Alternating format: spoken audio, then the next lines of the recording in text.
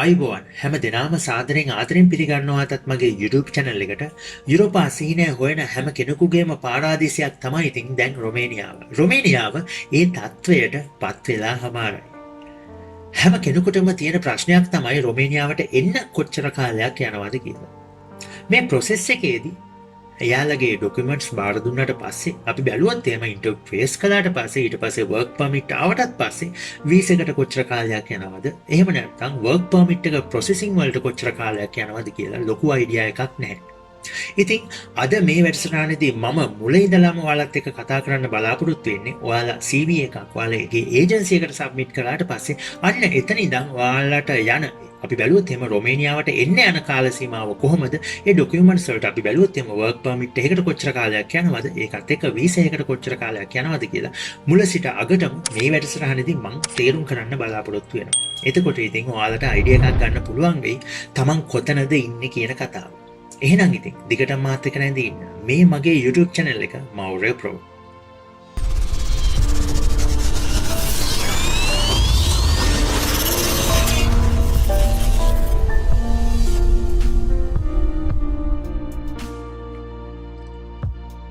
ඔයාලා ලෝකයේ ඕනෑම තැනකට රස්සාවකට යනවා නම් රොමේනියාවට විතරක් නෙමෙයි ලෝකයේ ඕනෑම රස්සාවකට යනවා නම් ඔයාලා අතේ හොඳ ක්‍රියේටිව් CV එකක් හොඳ ක්ලියර් පැහැදිලි CV එකක් ඔයාලා අතේ තියෙන්න ඕනේ. ඒකත් එක්ක කවර් ලෙටර් එකක් හොඳ පවර්ෆුල් කවර් ලෙටර් එකක් ඔයාලා අතේ තියෙන්න ඕනේ.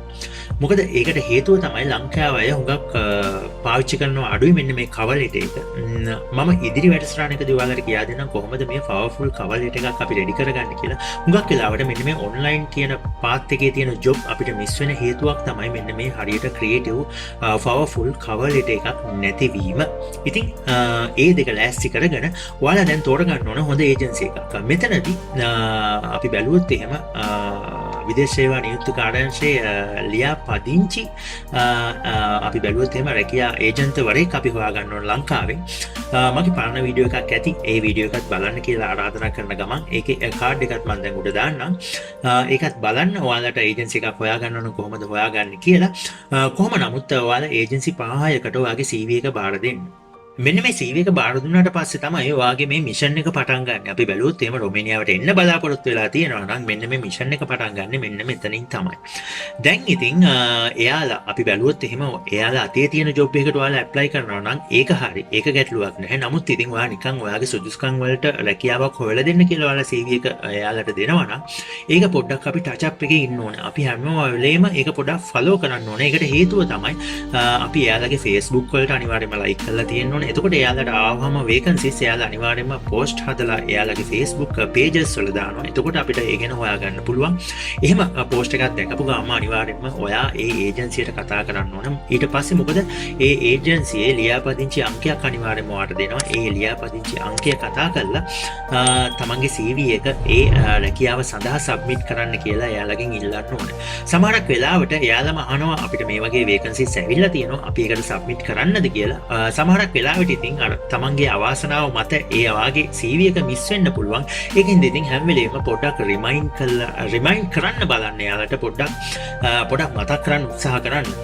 ඒකට හේතුව තමයි ලංකාවේ ඒජන්සිස් වලට කෝල් ගත්තට නම් ඉතින් ආන්සර් කරන්න නැහැ. නමුත් ඉතින් ඊමේල් වලින් හරි ඔයාලා පොඩ්ඩක් මතක් කරන්න උත්සාහ කරන්න. මොකක් හරි අප්ඩේට් එකක් ලබා ගන්න උත්සාහ කරන්න. අඩුම තරමේ සතියකට දෙපාරක්වත් එයාලට මතක් කරලා තමන් එයාලට CV එකක් බාර දුන්නා කියන කතාව පොඩ්ඩක් මතක් කරලා හරි කමක් නැහැ. මේ වේකන්සි එකකට ඔයාලා ජොයින් වෙන්නම ඕනේ.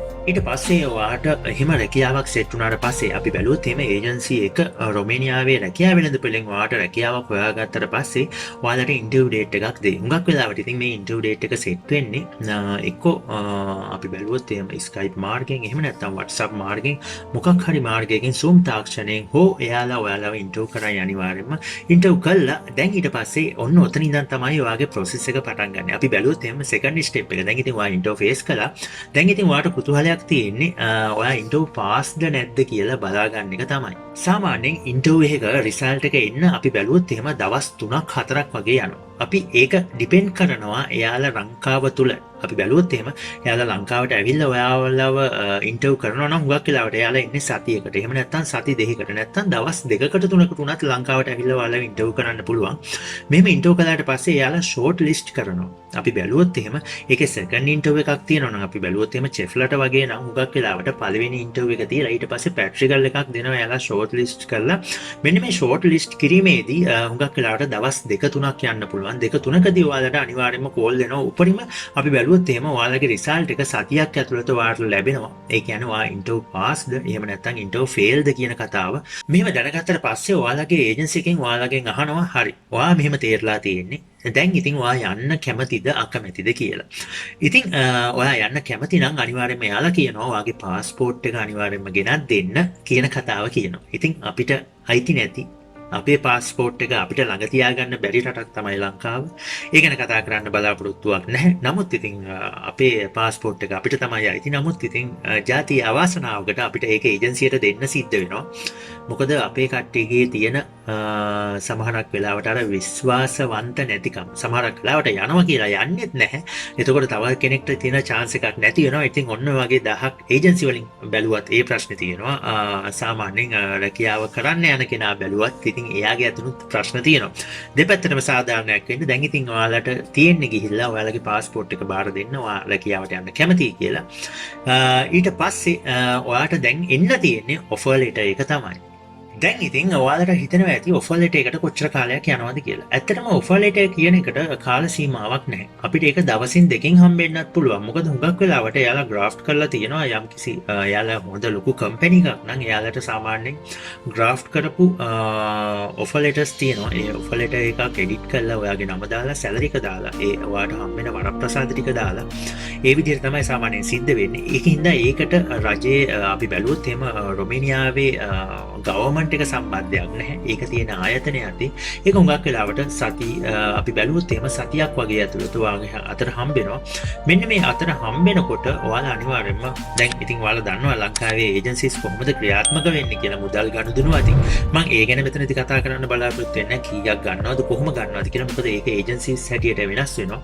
මම මෙතනදී උත්සාහ කරන්න ඔයාලට දල අදහසක් දෙන්න මේකේ කාල සීමාව කොහොමද වෙන්නේ කියලා. ඒකින්ද ඔෆර් ලෙටර් එක හුඟක් වෙලාවට දවසින් එන්නත් පුළුවන්. එහෙම නැත්නම් සතියෙන් එන්නත් පුළුවන්. එහෙම නැත්නම් ඉතින් මාසයක් යන්නත් පුළුවන්. ඒක ඉතින් ඔයාගේ රැකියා ආයතනයේ තියෙන නීති රාමු වලට අනුකූලව තමයි ඒ දේ සිද්ධ වෙන්නේ. මෙන්න මේ ඔෆර් ලෙටර් එක එනවත් එක්කම ඊළඟට ඔයා ඩොකියුමන්ට් ටිකක් සබ්මිට් කරන්න ඕන. දැන් ඉතින් ඔයා දන්නවා ඇති පොලිස් රිපෝට් ඒ වගේ ඩොකියුමන්ට්ස් ටිකක් ඔයා සබ්මිට් කරන්න ඕන. ඒකත් ඉතින් පොලිස් හෙඩ්ක්වාටර්ස් එකෙන් ගන්න ඕන. මගේ වීඩියෝ එකක් ඇති පොලිස් රිපෝට් එකක් කොහොමද ඔන්ලයින් සබ්මිට් කරන්න කියලා. ඉතින් ඒකත් බලන්න කියලා ආරාධනා කරන ගමන් දැන් ඉතින් පොලිස් රිපෝට් එක ඔයාලා අතේ අරගෙන තියෙනවා නම් ඒක ඉතින් ඒජන්සි එකට සබ්මිට් කරන්න ඕන. ඊළඟට ඉතින් ඔයාලට එන්න තියෙන්නේ වර්ක් පර්මිට් එක. අපි ඉතින් වර්ක් පර්මිට් එකට කොච්චර කාලයක් යනවාද කියලා බලමු. දැන් ඔයාගේ ඔය ඔෆර් ලෙටර් එක ඇවිල්ලා ඔෆර් ලෙටර් එක සයින් කළාට පස්සේ ඊළඟට ඔයාට එන්න තියෙන ඩොකියුමන්ට් එකනේ අර මම කලින් කිව්වා වගේ වර්ක් පර්මිට් එක.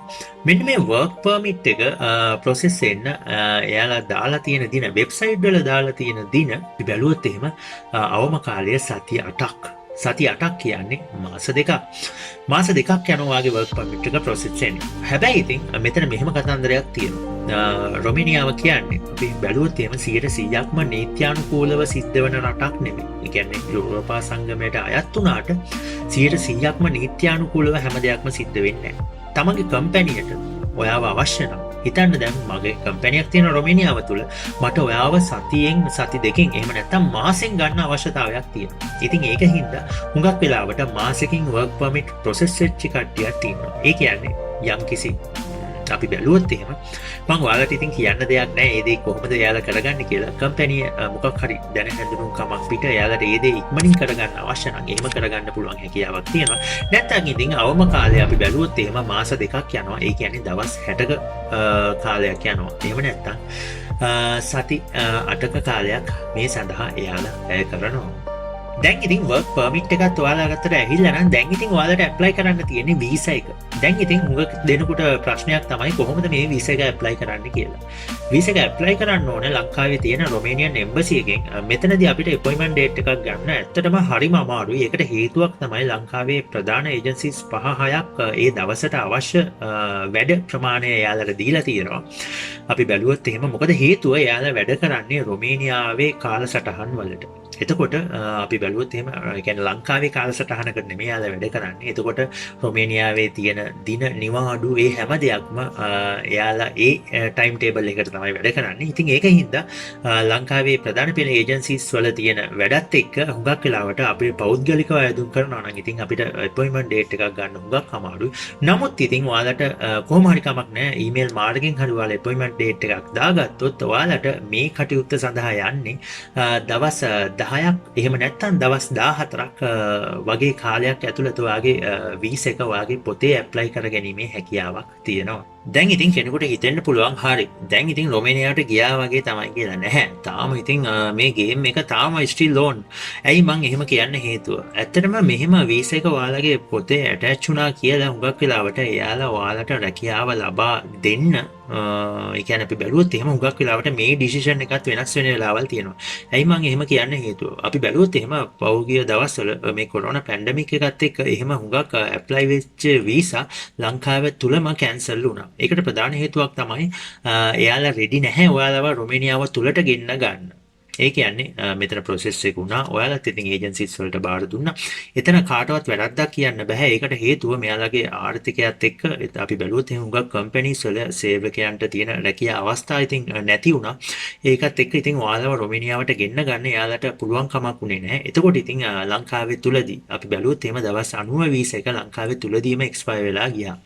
ඉතින් මෙතනදී ඇත්තටම කිව්වොත් එහෙම ඔයාලා අපි බැලුවොත් එහෙම ඔයාලා දැන් ලංකාවේ ඉඳන් රොමේනියාවට ආවට පස්සේ අනිවාර්යෙන්ම ඒ වර්ක් පර්මිට් එකත් ඒක ඇක්ටිවේට් වෙනවා. අපි බැලුවොත් එහෙම ඔයාලට දෙන වර්ක් පර්මිට් එක ඇක්ටිවේට් වුණා ගමන් එයාලට හැම මාසෙකම ටැක්ස් එක ගෙවන්න සිද්ධ වෙනවා. ඉතින් ඔය කාරණේත් එක්ක හුඟක් කම්පැනිස් ඒ කියන්නේ ඒ අවශ්‍ය කාලයේදී තමයි එයාලව ගෙන්න ගන්න. අපි බැලුවොත් එහෙම දැන් අපි වීසා එක ඇප්ලයි වෙලා සතියෙන් ෆ්ලයි කරන අවස්ථාවලුත් තියෙනවා. එහෙම නැත්නම් මාස දෙකක් විතර ලංකාවේ ඉඳලා අවසාන මාසේ ෆ්ලයි කරන අවස්ථාවලුත් තියෙනවා. ඉතින් ඒකින්ද ඒක හුඟක් වෙලා තියෙන ඩිපෙන්ඩ් වෙනවා ඔයාලගේ කම්පැනි අනුව සහ ඒ රට තුල තියෙන ආර්ථික තත්ත්වය අනුව ඉතින් ඒක වෙනස් වෙන්න පුළුවන්. ඒකින්ද ඉතින් හොඳට මතක තියාගන්න.